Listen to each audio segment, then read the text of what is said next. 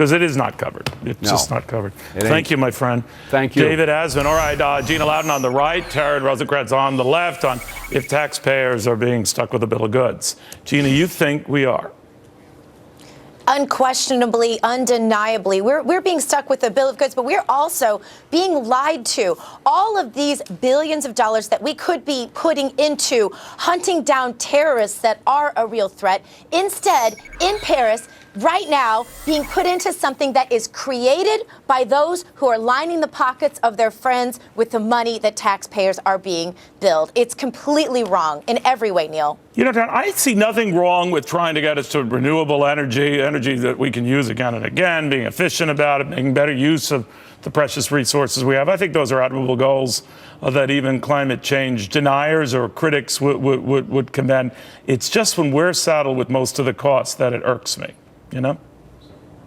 Well, it really is, Neil, but this I'm sorry, is the to Taryn on that. I will get back to you, but Taryn, what do you think of that? Sure.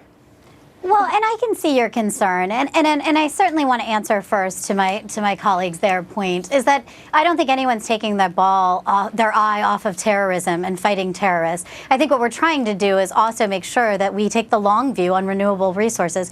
And you're right, your previous report said something really profound, which is that we are going to have to take some drastic measures.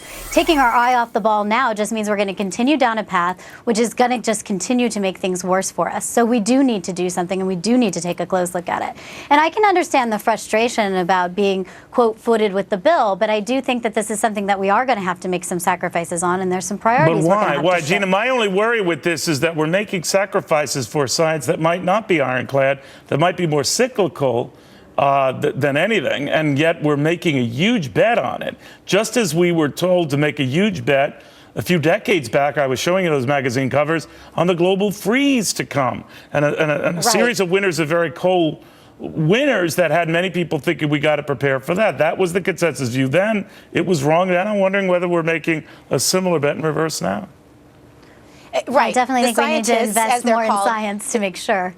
Gina, go ahead. As the scientists say, they can't decide whether it's expanding of the ice caps or contracting of the ice caps, Neil. They can't decide whether it's global warming or global cooling. They can't decide because the bottom line is they don't really know that there's even a problem. So we're spending all this money when it really comes down to motive, Neil. This is really about crony capitalism. This is really about the next election. This is really about Obama and his friends coming together and creating a problem that may or may not even exist and being the solution, because government loves to be the solution because then they can bill the taxpayers. Well, Taryn, I'll give you the final word on this. Do you worry, Taryn, maybe whether you agree that climate change is an immediate pressing problem or not, that it is distracting us from more pressing concerns like terror?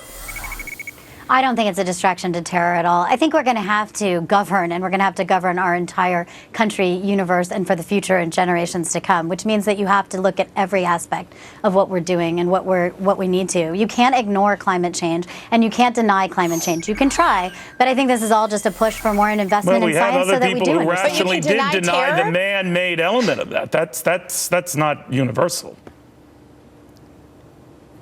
I think instead of talking about climate denial, we should be talking about terror denial, because that's really where we are right now. All the leaders of the world are in one place in Paris where this terrorist attack just happened, Neil, and we're pretending like that didn't happen and that we actually have this manufactured problem called climate change that they can't even define. Well, they did make reference to the terror attacks, but I'm like you, and they had to explain, we had this meeting arranged. If we canceled it, it would look bad. Right. I could see that thinking, but man, oh man, it is a mess. Ladies, I want to thank you both very, very much. Thanks, Neil. Thank you for having us. All right, you know, they're calling it moral money.